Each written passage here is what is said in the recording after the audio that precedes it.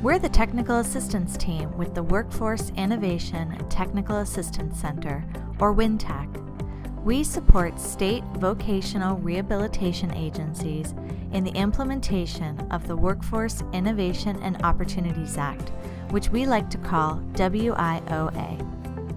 Guidance regarding the vision and implementation of WIOA focuses on the integration of services in improving customer experience and outcomes. We have a challenge, however, in describing integration in terms that are tangible and measurable. What is integration? We thought we'd go on the road to find the answer.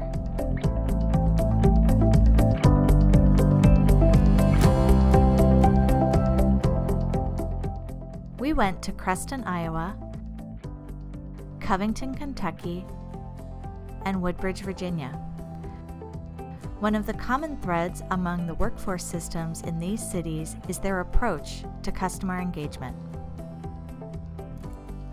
Job seekers in Covington are engaged really as they walk into the door.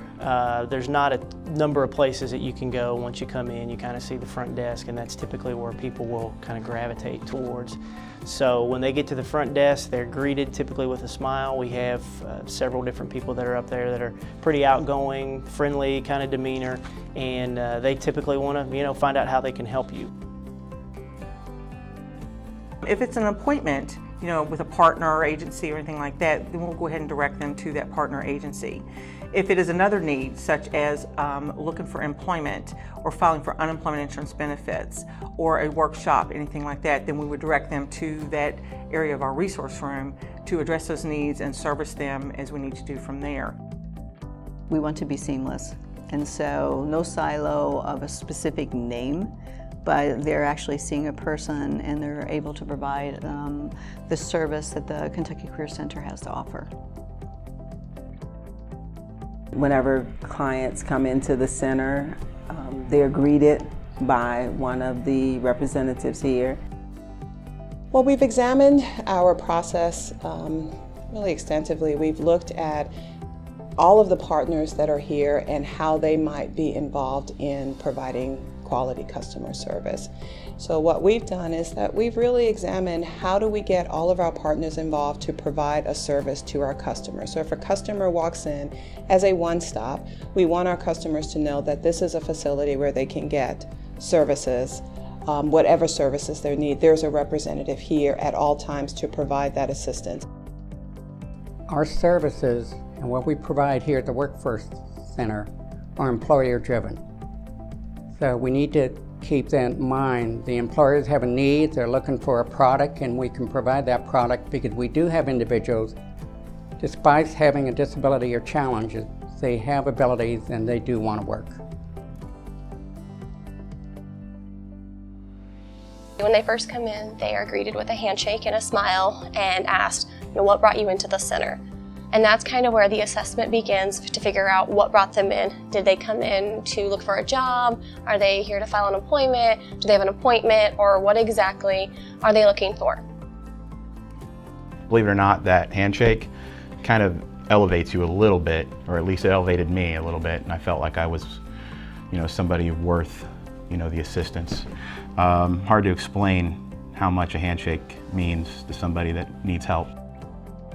With the service process, we want to make sure that when job seekers come in, that they're greeted right away, that they get that feeling that they are being helped from the moment that they first walk in. So we want to build that relationship right away with them.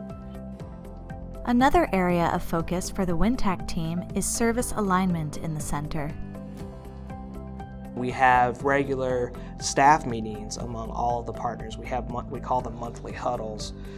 That include all of the partners that are on site, and so that gives the opportunity for those partners to share within the different partners of what's happening in their programs, provide any types of announcements or updates, and also really it fosters collaboration and integration of services during those meetings. With vocational rehabilitation, there is an application process, there's a plan that's developed, and they may want to get a service from one of our other partners. The relationships are there. I mean, they know, you know, if somebody comes in with a visual impairment and they're having trouble getting transportation or whatever, they can hook them up with someone locally, or if there's an issue, maybe they have severe depression, they can get on the phone, call that OVR manager or counselor. Providing that direct channel to navigate through the partners, assess the need, go to the need, what resource can we offer? Is it a training? Is it a workshop? Is it a partner relationship we need to establish? Do we need to give that warm hand up? What do we need to do to meet the need of that customer? If I have identified someone who is requiring our services as well as another service like the WIOA program, then I will go and talk with that partner, see if they're available to come in to our meeting and discuss their program and what they would need to do in order to become a participant of that program. And of course, during that time, I also make sure that the client is okay with that person coming in. The service design that we follow now was first introduced to us under the title of integration in 2008-2009. And that meant that all the different service providers needed to come together under an umbrella that Iowa chose to name Iowa Works, so that we provided seamless services to customers to make sure they got to their employment goal without jumping through different hoops and going from silo to silo to be served. In Creston, I think it's pretty clear to us that, because we've been doing it for a long time, that we all benefit from each other. We really work towards making sure that we're sharing the information as much as we can to make sure that that documentation is shared, that the customer doesn't have to repeat anything, and making sure that those communication lines stay open between the different case managers. So what is integration? Our team learned quite a bit from our visits to Creston, Covington, and Woodbridge. Sound, collaborative guidance from the state level is important. State leadership working with local leadership, also important. So whether they're looking for a job fair or they're looking for marketing services or labor market information, so it really just kind of depends. But generally, because of my work around Ticket to Work, a lot of times we're getting the referrals from employers who are interested in the disability hiring piece of it and inclusion, diversity inclusion. We try to make the experience comfortable for the person. We break it down and we train the staff, and we also train the businesses. You have different channels and we're working together. Collaboration is key between all partners, and not just partners, but with your agency staff. We all locally want to make sure that when a person comes in here, they know here's what we offer.